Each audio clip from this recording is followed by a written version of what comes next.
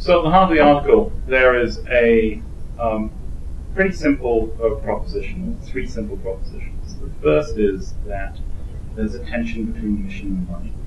There's a tension between maximization of the artistic values on the one hand, and preoccupations with long-term organizational stability on the other. The second is that different leadership styles serve the organization at different times. But clearly, the leadership style needs somehow to integrate or synthesize the mission and money perspectives, otherwise the organization is divided against itself. And the third is that the different models of decision-making fit different cultures. So you need to make sure that your leadership style and the mandates of decision-making match one another well. All, again, as I say, obvious when you think about it, but you don't think about it most of the time.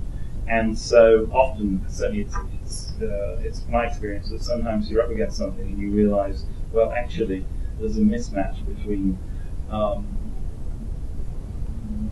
how we're trying to lead the organization in a particular direction on the one hand, and on the other hand, the logic of the situation. There's no point being charismatic and overbearing in a highly incremental situation. There is no point in taking a highly participative approach to decisions that ultimately you have to push ahead on fast, and it's unlikely that you'll create consensus in advance of making them. So that's the basic, that's the basic proposition. It's a short article.